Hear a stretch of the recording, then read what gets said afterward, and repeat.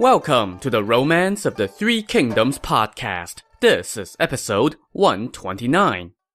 Last time, Zhuge Liang had just showed up Sima Yi, first by besting him in a competition to see who could build a better battle formation, and then with an outright butt-whooping on the battlefield. Sima Yi lost most of his army and decided to just hide in his camp on the south bank of the Wei River. Meanwhile, Zhuge Liang returned victoriously to his base at Qi Mountain, but he was greeted with an unpleasant piece of business.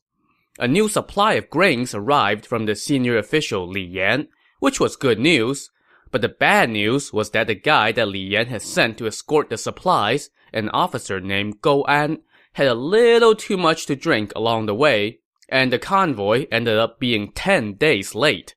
This infuriated Zhuge Liang. "Provisions have always been crucial to our army," he scolded Go An. "Even being 3 days late would warrant execution. You were late by 10 days. What do you have to say for yourself?" Actually, it didn't really matter what Go An had to say for himself, because Zhuge Liang immediately ordered the guards to execute him. However, the senior advisor Yang Yi intervened. Go An is in the service of Li Yan, and he is responsible for transporting money and grains out of the riverlands, Yang Yi said. If you kill him, then no one will dare to escort grain again. So Zhuge Liang was convinced to spare Go An's life, but Go An did not get off scot-free. He kept his head, but he received 80 strokes.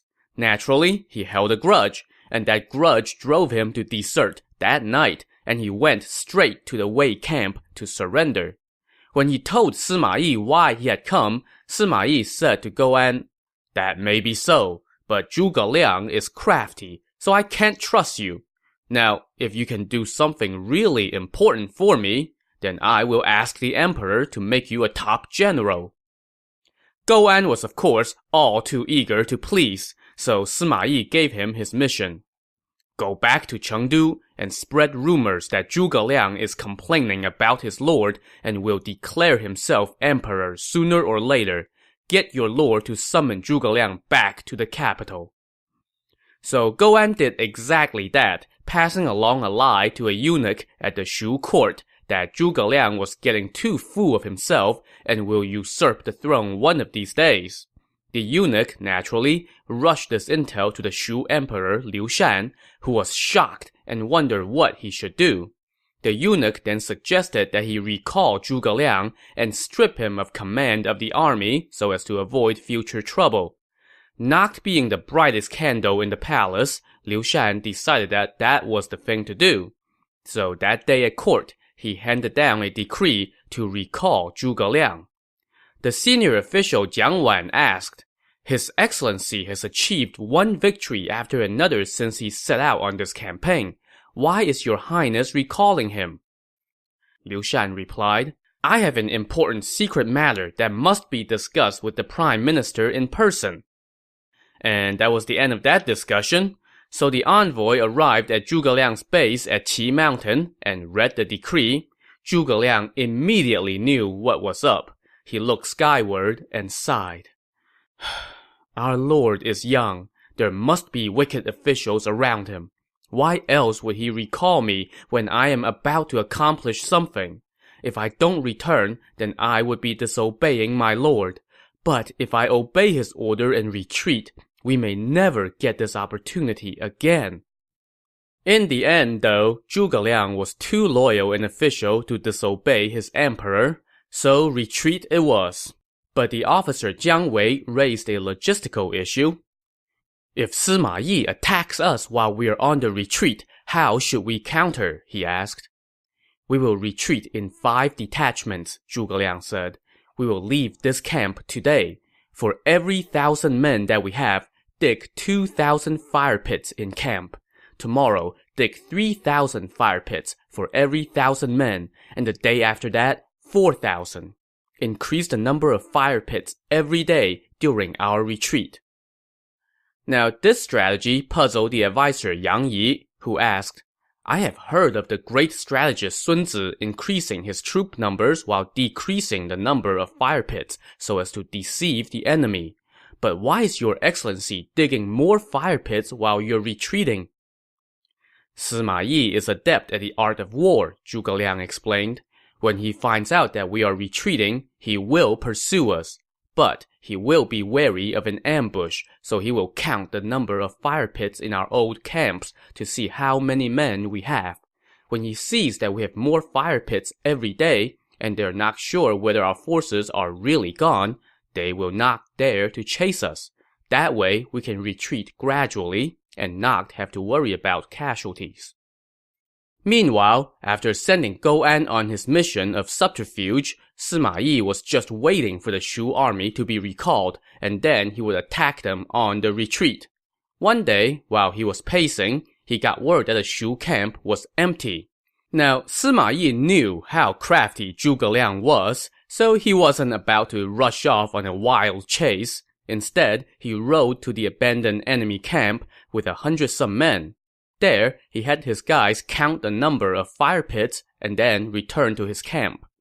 The next day, they went to the next abandoned camp and counted the fire pits there, and his men reported that the numbers had increased one-fold. I knew Zhuge Liang was up to something, Sima Yi told his officers, and sure enough, he has increased the number of his troops. If I give chase, I will fall into his trap. We should fall back and draw up another plan. And so while Sima Yi and his troops fell back, confident that they had eluded one of Zhuge Liang's clever snares, Zhuge Liang and company returned to Chengdu without losing a single man. It wasn't until later that Sima Yi found out from some locals what Zhuge Liang had done.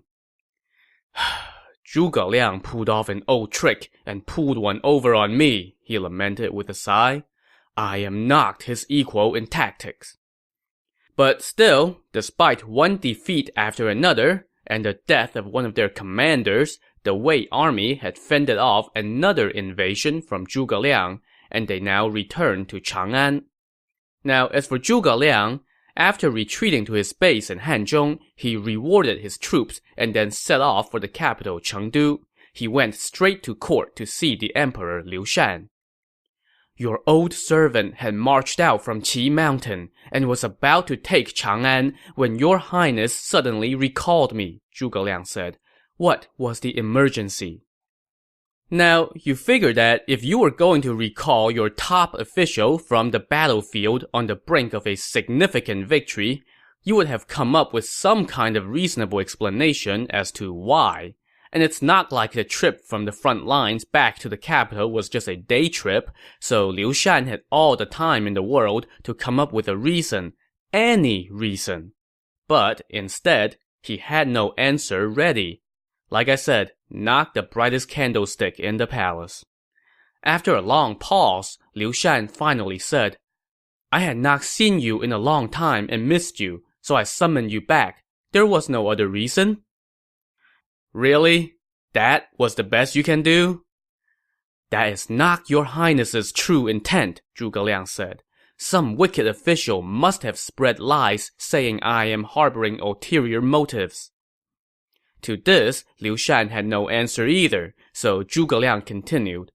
Your servant received tremendous kindness from the first emperor and have sworn to repay him at any cost. But how can I wage war on the rebels when there is treachery within? Called out on his mistake, Liu Shan said, I listened to a eunuch and recalled you. Only now do I understand, and I regret it tremendously. So this was no small thing for an emperor to apologize to a minister, in the presence of other court officials no less. It just goes to show how much sway Zhuge Liang held. He now questioned all the eunuchs and found out that it was the officer Gou-an who started the rumor. But when he dispatched men to go arrest Gou-an, he found out that the guy had already snuck off to the kingdom of Wei. While Gou-an was safely out of Zhuge Liang's reach, the other offenders were not. The eunuch who brought the rumor to Liu Shan was executed, and the rest of the lot were all kicked out of the palace.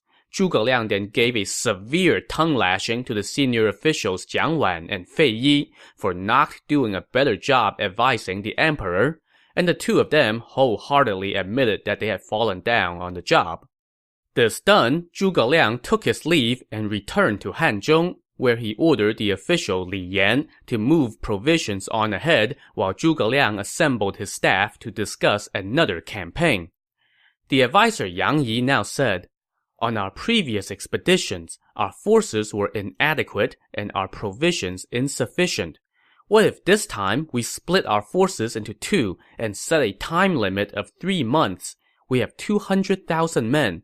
Let's only take 100,000 of them out through Qi Mountain, camp there for 3 months, and then rotate in the other 100,000. That way, we will always have fresh troops, and we can advance on the heartlands gradually." "That's exactly what I was thinking," Zhuge Liang said. "The invasion of the heartlands is not a short-term project. Your suggestion is a plan for the long haul." And so Zhuge Liang ordered his army to be divided into 2 forces, and each would be in the field for 100 days before being rotated back from the front. In the year 231, Zhuge Liang set out once again for the north, his 5th expedition, if you're keeping count. When word of this invasion reached the Wei capital, the Wei Emperor Cao Rui quickly huddled with Sima Yi, who said, "Now that Cao Zhen is dead, I would like to do all that I can to wipe out the rebels and repay your kindness." Cao Rui appreciated this and held a feast to send Sima Yi off. The next day, urgent reports arrived from the front, so Sima Yi set out, with the emperor going outside the capital to see him off, which was a tremendous honor. Sima Yi then headed to Chang'an and assembled various armies from the region to discuss how to repel the latest Shu invasion. The veteran general Zhang He said, "I am willing to lead an army to go defend the cities of Yongcheng and Meicheng and repel the enemy." Sima Yi, though, had something else in mind. "My front column cannot match Zhuge Liang's numbers. Splitting our forces further is not a plan for victory. Instead, I will leave some troops to defend Shanggui and move the rest toward Qi Mountain. Are you willing to serve as my vanguard?" Zhang He was delighted with this assignment. "I have always been loyal and wanted to do all I can to repay the kingdom," he said. "I only regret not having met someone who recognized my talents. Now that you have entrusted me with this important assignment, I shall never decline." So Sima Yi appointed Zhang He to lead the vanguard and left the general Guo Huai to oversee the defense of the various parts of the region, and everyone else set off for Qi Mountain. Scouts soon reported that Zhuge Liang was marching his main army toward Qi Mountain again, and that his vanguard generals Wang Ping and Zhang Yi had gone through the passage at Chencang and were now on their way to Xie Gorge. "Since Zhuge Liang is marching forward, he will surely harvest the wheat from the fields in the area to provision his army," Sima Yi said to Zhang He. "You go pitch camp at Qi Mountain. Guo Huai and I will patrol the counties around the area of Longxi to prevent the enemy from harvesting the wheat." So Zhang He headed off to Qi Mountain with 40,000 men, while Sima Yi led the main army and headed to Longxi. Meanwhile, Zhuge Liang had set up camp at Qi Mountain, but he also noticed Wei forces on the bank of the Wei River. "That must be Sima Yi," he said. "Right now we are in need of grain. I have sent one messenger after another to tell Li Yan to send us provisions, but they have not arrived yet. The wheat in the nearby area should be ripe. We can send troops to harvest it in secret." And oh, by the way, in case you were wondering, those wheat fields in the area, yeah, they most assuredly belong to somebody. So let's make no mistake about what Zhuge Liang was doing here, taking the locals' grain to feed his army. So Zhuge Liang left 4 generals to guard base camp and headed to a town called Lucheng. The governor there was familiar with Zhuge Liang's reputation, so he promptly flung the gates open and surrendered. Zhuge Liang made nice with him and asked him about the wheat. The governor told him that the wheat in the surrounding fields was indeed ripe. so Zhuge Liang left a couple officers to defend the town while he led his army toward the fields. But the front of the column soon reported back that Sima Yi was in the area with his army. "He must have figured out that I would be coming to harvest the wheat," Zhuge Liang said with alarm. But of course, Zhuge Liang being Zhuge Liang, he had a plan. He immediately went and took a bath and changed clothes. Wait, what? Well, let's just roll with it and see where he's going with this. Nice and refreshed, Zhuge Liang had his men roll out 3 identical 4-wheel chariots. So apparently, he had these made while he was still in the Riverlands. Now, why would you have 3 backup chariots with you? The only thing I could figure is that Zhuge Liang puts a lot of mileage on these chariots, so he goes through them quickly. Because I cannot imagine anyone saying, "Hey, you know what? I should pack 3 extra chariots with me, just in case I need to harvest some wheat along the way but have to trick the enemy first." So anyway, Zhuge Liang now ordered the officer Jiang Wei to lead 1,000 men to defend his chariot, along with 500 men with drums. He stashed this squadron behind the city of Shanggui. Then, he set up 2 more squadrons, also each with 1,000 soldiers, 500 drummers, and a chariot. The one on the left was led by the general Ma Dai, and the one on the right was led by Wei Yan. Then, to each chariot, he assigned 24 men who were barefoot and dressed in black, with their hair hanging down, each wielding a sword in one hand and a 7-star flag in the other. All this ready, he gave Jiang Wei, Ma Dai, and Wei Yan their instructions and sent them off. Next, Zhuge Liang rounded up 30,000 men outfitted with sickles and ropes and told them to prepare to go harvest the wheat. He then selected 24 strong men and dressed them like the guys accompanying the other chariots. He also had the officer Guan Xing dress up as a divine general. Then, with Guan Xing leading the way and the 24 men flanking his chariot, Zhuge Liang set off for the Wei camp. The Wei scouts soon caught sight of Zhuge Liang and his entourage, and they were taken aback. They weren't quite sure if they were seeing men or ghosts, so they rushed back to tell Sima Yi. Sima Yi personally came out to take a look, and he too wondered to himself, what is Zhuge Liang up to now? So he called up 2,000 men and told them, "Go bring me that chariot and everyone with it." The soldiers set off immediately and raced toward Zhuge Liang's entourage. When he saw them coming, Zhuge Liang told his men to turn around and slowly retreat toward their camp. The Wei soldiers spurred on their horses and gave chase, but as a light chilly wind blew and an icy mist closed in, something freaky happened. No matter how hard they rode, they didn't seem to be making up any ground on Zhuge Liang's slowly retreating entourage. Stunned, the Wei soldiers pulled up and chattered amongst themselves about what's going on.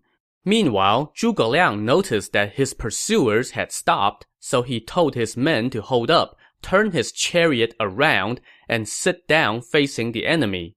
Seeing this, the Wei soldiers, after some hesitation, decided to give it another go. But as they rode forth, Zhuge Liang and his men once again turned and retreated slowly. This pursuit went on for another 6 or 7 miles with the same results, and the Wei soldiers were now dumbstruck. And now, Zhuge Liang decided to showboat a little bit. He told his men to turn his chariot around and pull it backward so that he could look at the dumbfounded expression on his pursuers' faces as he retreated. The Wei soldiers were just about to start chasing again when Sima Yi arrived with an army. "Zhuge Liang is adept at wizardry," he told his men. "He is using the technique of foreshortening the land from the divine text. Do not give chase." So, as far as I can understand it, this technique of quote-unquote foreshortening the land is probably akin to something like the warp drive in Star Trek. But anyway, Sima Yi and his troops turned and were just about to go back to camp when suddenly, the sound of drums rose up from their left as a squad of enemies appeared. Sima Yi quickly directed his men to prepare for battle, but they saw in the enemy ranks 24 people with hair hanging down and bare feet, clad in black and wielding swords. They were escorting a 4-wheel chariot, and seated on it was none other than Zhuge Liang. dressed in his usual attire. The sight of his foe stunned Sima Yi. "We just saw Zhuge Liang ahead of us and couldn't catch him even though we chased him for 20 miles. How could he be here now?" he wondered aloud. But before he finished speaking, more battle drums started rolling on his right flank as another Shu force arrived, and just like the other one, this one also featured a 4-wheel chariot with Zhuge Liang and an entourage of 24 guys, dressed just like the other two groups. By now, Sima Yi was thoroughly spooked. "These must be supernatural troops," he told his men. Of course, that's not exactly the kind of thing you tell your troops if you want to keep their fighting spirit up. The Wei soldiers now had no desire whatsoever to take on the enemy, and they all just ran. While they were running, another squad of enemy forces arrived, and at their head was another 4-wheel chariot with another Zhuge Liang. Sima Yi was totally weirded out, and he and his men sprinted toward the city of Shanggui. Once inside, they barred the door behind them and caught their breath. While all this was going on, the 30,000 soldiers that Zhuge Liang had sent out to harvest the fields were busy at work. All the wheat in the field was soon cut, bundled, and transported back to the town of Lucheng to be dried. 3 days later, Sima Yi saw that the Shu forces had retreated, and he finally got up enough courage to send his army out to scout the area. They captured a single Shu soldier and brought him to see Sima Yi. The man told Sima Yi that he was one of the Shu soldiers who was harvesting the wheat, and that he had lost his horse and was therefore captured. "Who were those supernatural troops that we saw before?" Sima Yi asked him. "None of the 3 hidden forces was led by Zhuge Liang," the soldier told him. "They were led by the officers Jiang Wei, Ma Dai, and Wei Yan. Each only had 1,000 men escorting the chariot and 500 drummers. The real Zhuge Liang was the one that came to lure your army out." When he heard this, Sima Yi looked up and sighed. "Zhuge Liang's schemes are truly divine." Just then, Sima Yi's deputy commander Guo Huai dropped by and told him, "I have heard that the Shu forces are few in number. They are currently preparing the wheat in Lucheng. We can attack them." Sima Yi mentioned Zhuge Liang's little show a few days earlier, but Guo Huai laughed it off and said, "He could only fool us once. Now that we're onto him, what is there to worry about? I will lead an army to attack the rear of the town, while you attack the front. Lucheng will be ours, and Zhuge Liang can be captured." Sima Yi agreed, and they set out with 2 armies. Meanwhile, inside Lucheng, Zhuge Liang was overseeing the preparation of the harvested wheat. Suddenly, he summoned his officers and told them, "Tonight, the enemy will come attack the town. The wheat fields to the east and west of the town are good places for an ambush. Who dares to go?" 4 generals, Jiang Wei, Wei Yan, Ma Zhong, and Ma Dai, all stepped forward. Zhuge Liang sent them out with 2,000 men each to lie in wait in the 4 corners outside the town. Zhuge Liang then personally led 100-some men out of the town to lie in wait as well. As darkness fell, Sima Yi's army approached the town. He told his men, "If we attack during the day, they will be prepared. We should attack the town tonight.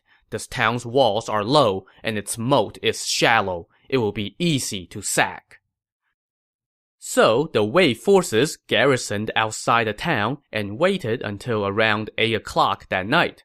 By then, the Wei general Guo Huai had arrived with reinforcements, so they now combined their forces. As a drum rolled, they surrounded the town, but they were immediately greeted with a barrage of arrows, keeping the Wei soldiers at bay. Just then, a string of signal explosives went off in the middle of the Wei army. All the men were thrown into a panic as nobody knew where the enemy was coming from. When Guo Huai ordered some men to go search the nearby wheat fields, they saw flames shooting up in 4 directions. Amid earth-shattering cries, 4 detachments of Shu forces charged out. The gates to the town were also thrown wide open as the Shu soldiers inside came pouring out to attack. This onslaught killed countless Wei soldiers and sent Sima Yi scurrying. He ran to the top of a hill, where he managed to regroup his men and hold the hill. His officer Guo Huai also joined him and held the line on the back of the hill. Meanwhile, Zhuge Liang returned to the town in victory and ordered the 4 generals to set up camp at the 4 corners of the town. Guo Huai now came to see Sima Yi and said, "We have been in a long standoff against the enemy, and we have not been able to repel them. And today's defeat cost us another 3,000 men. If we don't do something soon, it will be hard to defeat them." Sima Yi was like, yeah, I know, but what should we do?" "We can summon our forces from the region to join us in an attack," Guo Huai said. "I can lead an army to launch a sneak attack on the Saber Pass so as to cut off the enemy's retreat and their supply route. Their forces will fall into chaos, and that will be our opportunity to destroy them." Sima Yi agreed and sent messengers to nearby strongholds to call up reinforcements. Within a day, the general Sun Li arrived with said reinforcements, and Sima Yi sent him to go meet up with Guo Huai and attack the Saber Pass. Meanwhile, Zhuge Liang had been garrisoned in the town of Lucheng for a while without any movement from the Wei forces. So he summoned the officers Jiang Wei and Ma Dai and told them, "The enemy is guarding their strongholds in the hills and refusing to fight us. They must suspect that we have run out of food, and they must be staging a sneak attack on the Saber Pass to cut off our supply route. You will each lead 10,000 men to go hold down the key points. When the enemy sees that we are prepared, they will fall back." Once those 2 guys left, the advisor Yang Yi brought something else to Zhuge Liang's attention. "Your Excellency had ordered that the troops would be rotated off the front lines every 100 days, he said. "That time is up, and our reserves from Hanzhong are already on their way, and the paperwork has arrived. All that remains is for the men on the front to be swapped with the reserves." Zhuge Liang ordered the army to go ahead with the swap, so his men all began packing for the journey home. But suddenly, word arrived that the Wei general Sun Li was leading 200,000 men to attack the Saber Pass, their way home. What's more, Sima Yi was personally coming to attack Lucheng. This intel sent shockwaves through the ranks of the Shu army. To see how Zhuge Liang will handle this mess, tune in to the next episode of the Romance of the Three Kingdoms podcast. Thanks for listening.